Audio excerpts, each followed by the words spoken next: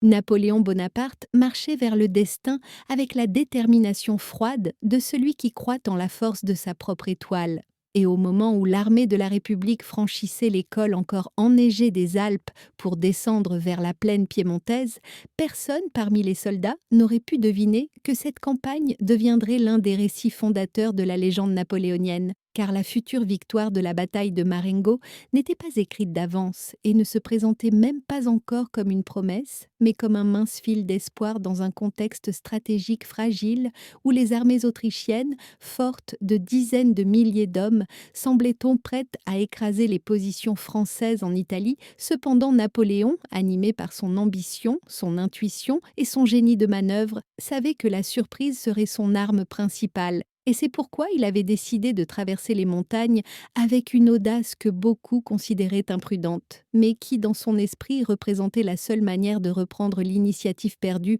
depuis déjà plusieurs mois. Et tandis que les troupes avançaient péniblement, poussant les canons démontés sur des traîneaux improvisés, affrontant les rafales glacées et les chemins escarpés, le premier consul imaginait déjà la grande scène dans laquelle il renverserait l'équilibre de la guerre en un seul coup, non pas par la force brute, mais par la précision calculée de ses mouvements, car dans ce théâtre de la guerre, chaque battement de tambour, chaque cri de commandement et chaque panache de fumée aurait son importance. Et Napoléon savait que l'ennemi, confiant dans sa supériorité, serait pris au dépourvu lorsqu'il verrait surgir de manière presque fantomatique l'armée française dans la plaine d'Alexandrie. Au matin où les éclaireurs rapportèrent que les forces autrichiennes étaient concentrées près du village de Marengo, Napoléon comprit que le moment de vérité approchait, mais il savait également que la bataille qui se préparait n'était pas simplement une question de lignes de soldats et de positions d'artillerie, mais un affrontement de volonté, un choc de vision du monde, car pour les Autrichiens, il s'agissait de briser définitivement l'influence française en Italie. Tandis que pour Napoléon, il s'agissait de prouver que la République pouvait encore imposer sa puissance, que lui-même, premier consul arrivé au pouvoir par une combinaison d'opportunisme politique et de talent militaire, pouvait devenir la figure centrale d'une nouvelle Europe. Ainsi, au lever du soleil, tandis que les premières lueurs rouges se reflétaient sur les champs encore humides de rosée, les troupes françaises commencèrent à se déployer, et Napoléon observait chaque unité avec une attention presque méticuleuse, sachant que malgré son arrivée surprise en Italie, il n'avait pas l'avantage numérique, car les Autrichiens, menés par le général Mélas, disposaient d'un nombre d'hommes supérieur et leur position semblait solide. Mais Napoléon comptait sur la rapidité, sur la flexibilité de ses troupes et sur la capacité des commandants français à improviser en fonction des circonstances, un trait qui faisait souvent défaut aux armées plus rigides comme celle de l'Empire d'Autriche. Les premières heures de cette journée décisive furent marquées par des mouvements lents, presque hésitants, où chacun observait l'autre. Et bien que Napoléon espérât attirer l'ennemi dans un piège, il ne pouvait ignorer l'incertitude qui pesait sur ses propres dispositions, car la géographie du champ de bataille, faite de ruisseaux, de vignes, de chemins sinueux et de petites buttes, offrait autant d'occasions de manœuvrer que de risques de dispersion. Mais il savait aussi que la psychologie jouait un rôle essentiel et que la confiance apparente qu'il affichait, même dans ses gestes les plus simples, renforçait le moral de ses troupes qui voyaient en lui non seulement un chef militaire, mais une force presque mythique, un homme dont la destinée semblait liée à la leur. Lorsque les premières salves d'artillerie tonnèrent, faisant trembler le sol et dispersant des nuages d'oiseaux effrayés, Napoléon ressentit cette montée d'adrénaline familière, ce mélange de lucidité froide et d'exaltation qui l'accompagnait dans chaque bataille. Et il observait calmement les lignes françaises se replier légèrement sous la pression autrichienne, car son plan initial reposait justement sur une feinte. Il voulait faire croire à Mélas que les Français étaient plus faibles et prêts à céder le terrain pour ensuite frapper au moment le plus critique, lorsque l'ennemi, persuadé de sa victoire imminente, se relâcherait. Cependant, malgré son sang-froid, Napoléon savait que les choses pouvaient basculer rapidement, car Mélas avait concentré ses forces avec une vigueur inattendue, et les colonnes autrichiennes avançaient avec une puissance qui surprit plusieurs commandants français, créant une tension croissante entre les unités qui tentaient de maintenir leur position tout en évitant d'être enveloppées. La poussière soulevée par la progression des troupes ennemies formait un voile ocre au-dessus des champs, et les coups de feu, d'abord sporadiques, se transformèrent bientôt en un grondement continu, une sorte de musique infernale qui couvrait les cris des officiers et les appels désespérés des blessés, tandis que la chaleur augmentait, transformant la matinée fraîche en un brasier étouffant. Napoléon, malgré l'intensité de la situation, refusait de montrer le moindre signe d'inquiétude, car il savait que son attitude dictait celle de l'ensemble de l'armée, et il continuait d'évaluer calmement les mouvements sur la droite française, là où les forces de Victor résistaient tant bien que mal aux assauts répétés, mais où la situation devenait critique, car les Autrichiens cherchaient à percer pour envelopper l'aile entière. Peu à peu, le terrain se transformait en un chaos de fumée, de boue et de sang, où les silhouettes des soldats apparaissaient et disparaissaient comme des ombres, et Napoléon comprit que le moment décisif approchait, mais que le déroulement des événements devenait plus dangereux que prévu, et que la bataille de Marengo, loin d'être une marche triomphale, risquait de se transformer en défaite cuisante si aucun événement inattendu ne venait renverser la situation.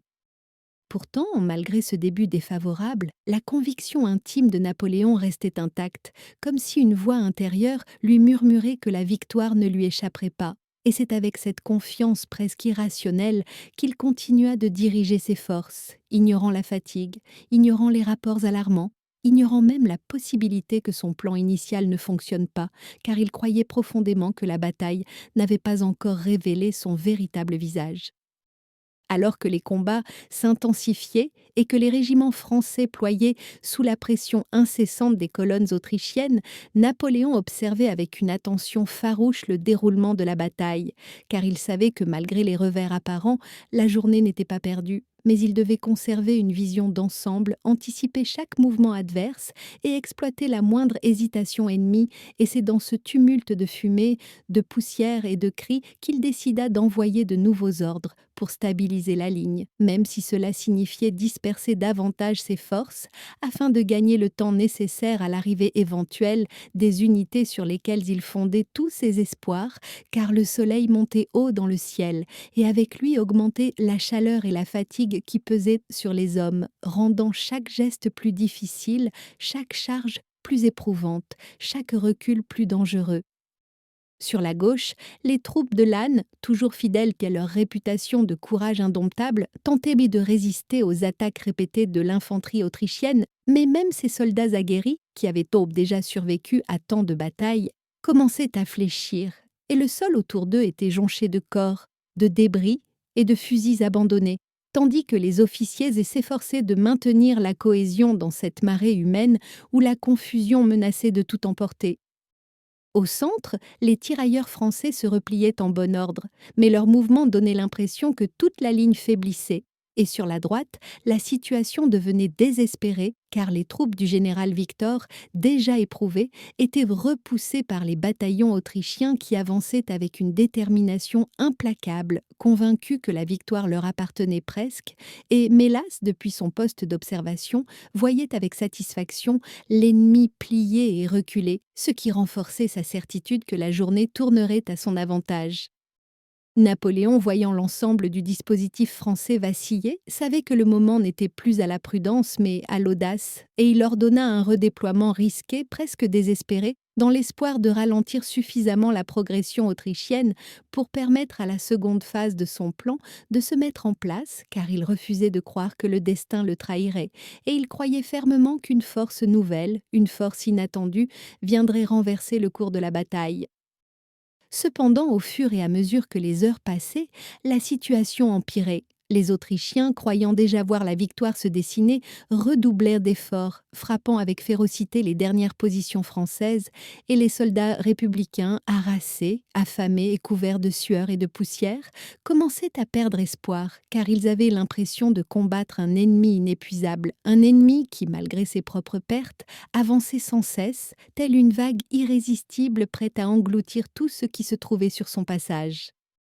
Les canons français, à court de munitions, ne pouvaient plus offrir qu'un soutien sporadique, et les cavaliers, autrefois si redoutés, se retrouvaient incapables de mener des charges efficaces à cause de l'état du terrain, transformé en bourbier par les déplacements incessants des régiments. Napoléon lui-même, malgré son calme apparent, ne pouvait ignorer que ses hommes étaient à bout, que les Autrichiens avaient percé plusieurs points de la ligne et qu'ils menaçaient maintenant de couper la route de retraite, transformant la bataille en un piège mortel pour l'armée française, mais il refusait d'envisager la défaite, car sa confiance en son étoile, en sa destinée, lui interdisait d'accepter une conclusion aussi humiliante. Dans ce chaos où chaque minute semblait prolonger l'agonie des troupes françaises, les officiers messagers se succédaient auprès du premier consul, lui annonçant des nouvelles de plus en plus sombres. La cavalerie ennemie débordait les ailes, l'artillerie française se retrouvait isolée, plusieurs régiments avaient été pratiquement anéantis et les pertes continuaient de s'accumuler, transformant les champs autour de Marengo en un véritable charnier où la fumée des fusils se mêlait à l'odeur insoutenable du sang et de la poudre. Pourtant, au milieu de ce tableau désespéré, un événement inattendu se produisit. Un événement que Napoléon avait pressenti mais que les Autrichiens n'avaient pas du tout anticipé. À l'horizon, derrière un léger rideau de poussière, on aperçut les premières silhouettes d'hommes en marche. Et ces silhouettes appartenaient à la division du général Dezay, dont l'arrivée allait changer le cours de la journée, même si à cet instant les Français n'en avaient encore qu'un vague espoir. Dezay, l'un des officiers les plus talentueux de la République, avait reçu l'ordre de revenir vers Marengo après avoir exploré le secteur de Novi, et il accourait maintenant avec la vigueur de ceux qui comprennent que la destinée d'une armée entière repose sur la rapidité de leur marche, et ces hommes, épuisés par une longue journée, avançaient néanmoins avec une détermination farouche, conscients que leur présence sur le champ de bataille pourrait sauver leurs camarades. Lorsque le message annonçant l'arrivée de Dezay parvint à Napoléon, un éclair de soulagement traversa son visage, car il savait que cette division représentait sa dernière chance, son dernier pari, et que si elle intervenait au bon moment, elle pourrait non seulement stabiliser la situation, mais renverser complètement l'avantage autrichien. Car la force morale d'une armée qui croit pouvoir encore gagner est immense, et Napoléon savait exploiter ce ressort mieux que quiconque. Elle détourna son regard du front en crise et fixa l'horizon, où les drapeaux républicains apparaissaient maintenant distinctement, ondulant dans la lumière de l'après-midi, tandis que les troupes de Dezay s'approchaient rapidement des positions françaises, et il sentit une énergie nouvelle l'envahir, comme si toute la tension accumulée depuis le matin s'évaporait à cet instant précis. Mais pour que cette arrivée inattendue se transforme en victoire, il fallait agir vite, très vite, car chaque seconde comptait, et Napoléon, retrouvant toute son ardeur, commença à préparer la contre-attaque qui, s'il en avait le courage et la clairvoyance nécessaires, pourrait inverser complètement le cours de la bataille de Marengo. Cette bataille, qui quelques instants plus tôt encore, semblait irrémédiablement perdue pour la France. Lorsque Dezay arriva enfin auprès de Napoléon, celui-ci l'accueillit avec un mélange de soulagement et d'urgence, car le temps pressait et la bataille était encore suspendue à un fil si fragile qu'un simple souffle aurait pu le rompre. Mais la présence du général, calme et déterminé malgré la fatigue évidente de ses hommes, redonnait à Napoléon l'assurance nécessaire pour orchestrer le renversement qu'il attendait depuis le début de la journée. Et il expliqua d'une voix rapide mais claire la situation. Les troupes françaises étaient au bord de la rupture, les Autrichiens avançaient avec la certitude du succès, et seule une intervention immédiate, brutale et parfaitement coordonnée pourrait encore sauver l'armée, ce à quoi Dezay répondit par cette phrase célèbre, empreinte de lucidité et de courage. Cette bataille à Pope est complètement perdue, mais il est encore temps d'en gagner une autre. Et ces mots, simples mais puissants, furent comme un éclat de lumière dans les ténèbres du champ de bataille, car ils exprimaient non seulement la compréhension du désastre, mais aussi la foi inébranlable dans la possibilité de renverser le destin à la dernière seconde.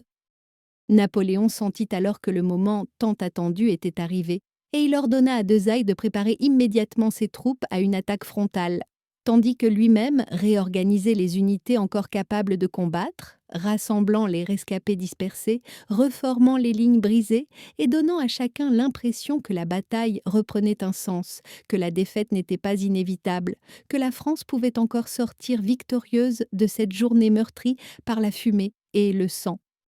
Pendant ce temps, les Autrichiens, persuadés d'avoir anéanti toute résistance française, ralentissaient leur avance, croyant que les derniers combats ne seraient qu'une formalité avant la capitulation des forces ennemies, et c'est précisément cette illusion de victoire facile qui créa la faille dont Napoléon comptait profiter. Car dans cette guerre où chaque instant comptait, l'ennemi venait de commettre l'erreur psychologique la plus grave. Il avait relâché son attention, baissé sa garde, sous-estimé la capacité de l'adversaire à renaître de ses cendres.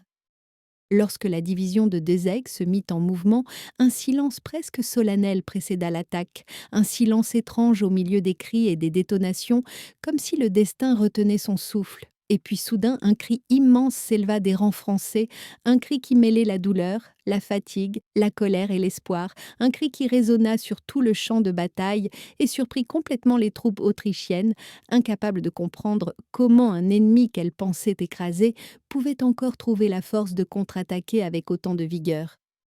Desaix, à la tête de ses hommes, fonçait droit vers l'infanterie autrichienne dans un assaut d'une intensité presque irréelle. Et ses soldats, malgré les longues heures de marche et les privations, avançaient avec un entrain qui stupéfia les officiers ennemis, car ils semblaient animés par une énergie nouvelle, presque surnaturelle, comme si l'apparition soudaine de leur général leur avait rendu des forces qu'ils croyaient perdues depuis longtemps.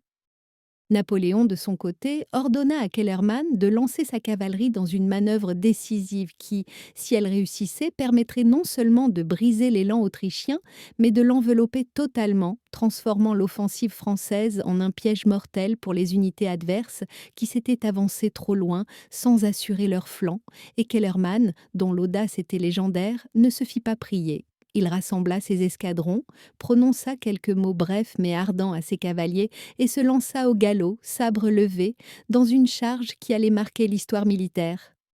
C'est alors que le destin joua son rôle le plus tragique et le plus héroïque. Desaix, en tête de son attaque, fut frappé mortellement par une balle ennemie, tombant au moment même où ses troupes commençaient à renverser la ligne autrichienne. Mais bien que sa mort fût un coup terrible pour ceux qui le suivaient, son élan ne se brisa pas, car l'impact de son arrivée, la puissance de sa présence, avait déjà insufflé une énergie irrésistible aux rangs français. Et ses soldats, loin de se disperser ou de perdre courage, redoublèrent au pot d'ardeur, comme s'ils voulaient en venger instantanément la perte de leur chef adoré.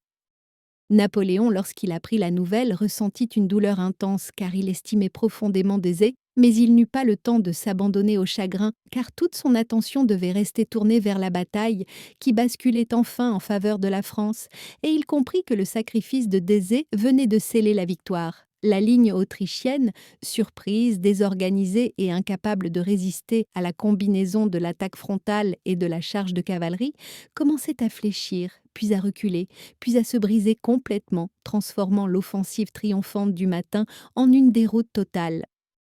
La charge de Kellermann fut d'une efficacité redoutable. Ses cavaliers, profitant de la confusion ennemie, pénétrèrent dans les rangs autrichiens comme une lame dans du tissu, tranchant les colonnes, capturant les canons, renversant les officiers, et la panique se propagea à une vitesse fulgurante, car les soldats de l'Empire d'Autriche, qui se voyaient déjà victorieux, ne comprenaient pas ce qui leur arrivait et se retrouvaient soudain encerclés, attaqués de toutes parts, incapables de reformer une ligne cohérente.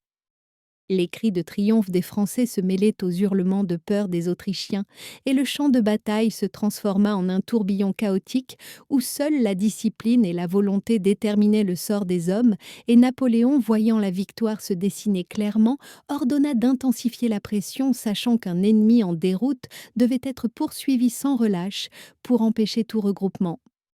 Peu à peu, au fil des minutes, les couleurs autrichiennes s'effaçaient, remplacées par la poussée irrésistible des drapeaux tricolores, et les soldats français, galvanisés par l'idée d'avoir arraché la victoire au bord de l'abîme, avançaient avec une ardeur renouvelée, repoussant l'ennemi de chaque vigne, de chaque chemin, de chaque but où il tentait encore de se défendre.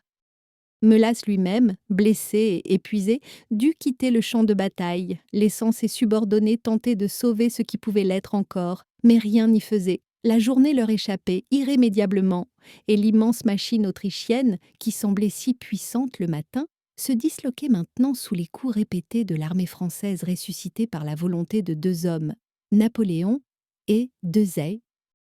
Lorsque le soleil commença à descendre vers l'horizon, la victoire française ne faisait plus aucun doute, car les dernières poches de résistance autrichienne s'effondraient l'une après l'autre, Et les plaines autour de Marengo, encore baignées de lumière dorée, reflétaient désormais le triomphe éclatant d'une armée qui, quelques heures plus tôt, semblait condamnée à la défaite, mais qui avait trouvé en elle la force de se relever, de frapper et de changer le cours de l'histoire en un seul après-midi.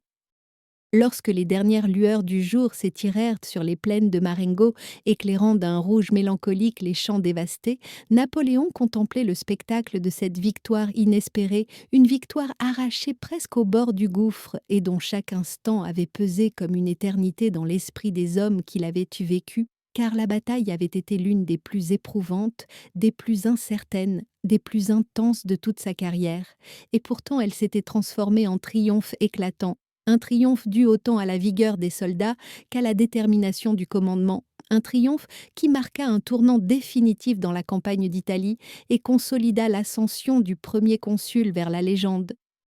Les Autrichiens, brisés moralement et physiquement, avaient été contraints de se replier à une distance considérable pour éviter d'être complètement encerclés ou anéantis, laissant derrière eux des milliers de prisonniers, des canons abandonnés, des caissons éventrés et une traînée de désordre qui contrastait avec la montée progressive du calme parmi les troupes françaises, un calme étrange, presque irréel, comme si les soldats n'arrivaient pas encore à comprendre qu'ils venaient de survivre à une journée qui aurait pu sceller leur perte. Napoléon, parcourant le champ de bataille à cheval, observait les groupes de blessés, les brancardiers s'activant, les officiers rassemblant les survivants, et il faisait parfois halte pour parler à un soldat, encourager un officier, remercier un régiment, car il savait que cette victoire appartenait avant tout à ceux qui avaient tenu bon dans les moments les plus sombres, à ceux qui avaient continué de combattre alors qu'ils croyaient tout perdu, et son regard, d'ordinaire si pénétrant, semblait ce soir-là chargé d'une émotion contenue, d'un mélange de fierté, de reconnaissance et de réflexion intérieure. Mais au-dessus de toutes ces pensées, un nom revenait sans cesse dans son esprit. Desaix.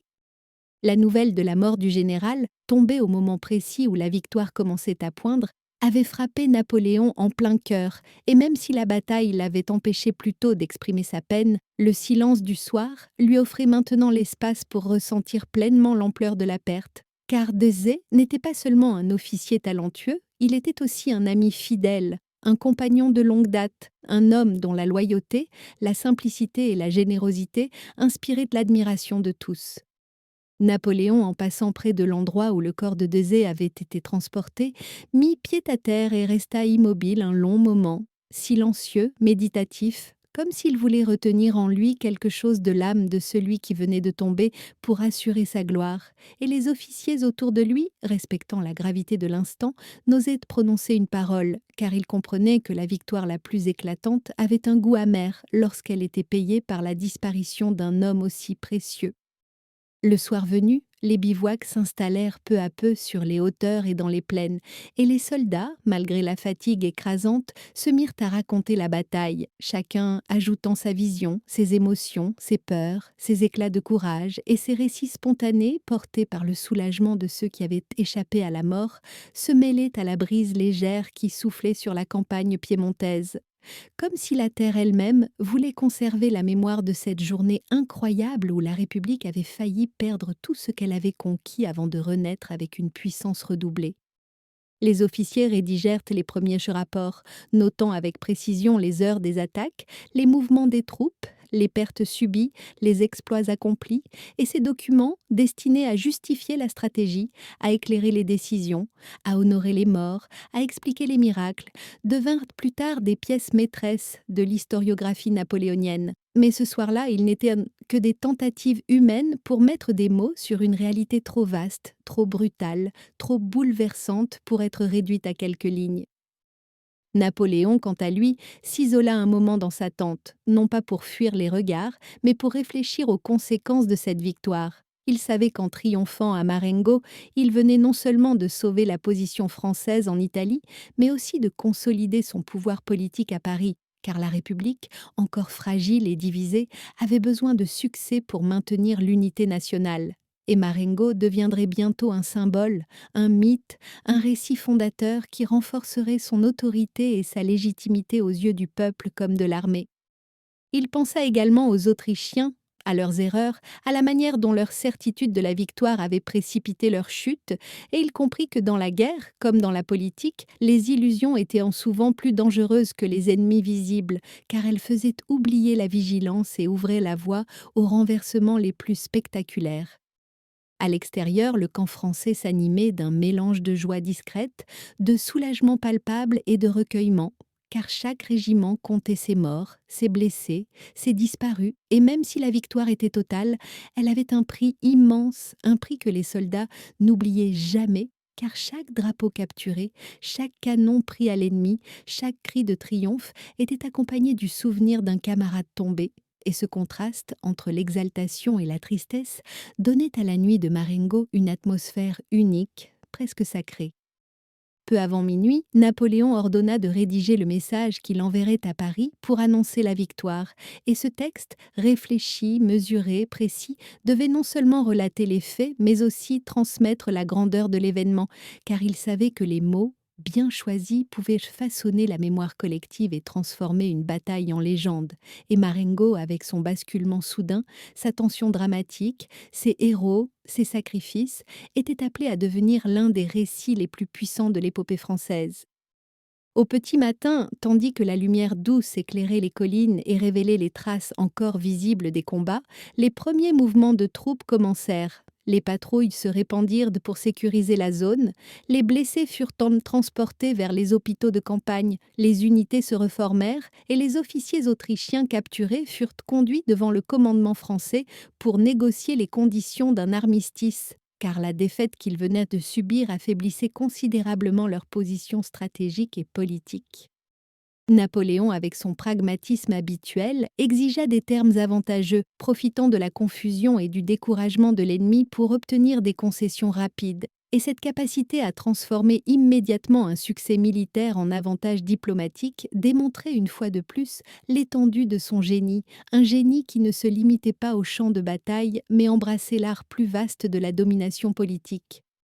Les jours suivants furent consacrés à la réorganisation de l'armée, à la rédaction des rapports officiels, à la communication avec Paris, et les récits de Marengo commencèrent déjà à circuler dans toutes les provinces françaises, enflammant l'imagination du public, donnant à Napoléon l'image d'un chef invincible, guidé par la Providence, capable de transformer les situations les plus désespérées en victoires éclatantes, et cette perception, renforcée par la propagande républicaine, allait contribuer de manière décisive à sa popularité grandissante. Pour les soldats, Marengo devint un souvenir gravé dans la chair et dans l'âme, un souvenir qu'ils évoqueraient durant des années, comme un exemple de ce que la détermination, le courage et la confiance en leur chef pouvaient accomplir face à un ennemi plus nombreux, mieux équipé et apparemment victorieux, et ces récits, transmis de génération en génération, finiraient par donner à la bataille une dimension presque mythologique où les faits historiques se mêlaient étroitement aux légendaires. Quant à Napoléon, la victoire de Marengo confirma ce qu'il pressentait depuis longtemps. Il n'était pas simplement un général brillant, il était un homme destiné à changer le cours de l'histoire, et Marengo fut pour lui un tremplin, un signe, un tournant, un événement qui scella son pouvoir et ouvrit la voie à ses projets les plus ambitieux, car désormais la France tout entière voyait en lui le sauveur de la République, celui qui, par sa vision et son audace, avait restauré la grandeur militaire du pays. Ainsi se termina la journée de Marengo, une journée où le sort de l'Europe avait vacillé, où l'héroïsme avait côtoyé la tragédie, où la mort de Desailles avait donné naissance à l'une des victoires les plus éclatantes de l'histoire française, et cette victoire, forgée dans le sang, la poussière et la volonté, continuerait de résonner à travers les siècles comme un témoignage de la puissance de la détermination humaine et de la capacité d'un seul homme, Napoléon Bonaparte, à infléchir le destin par la force de son génie.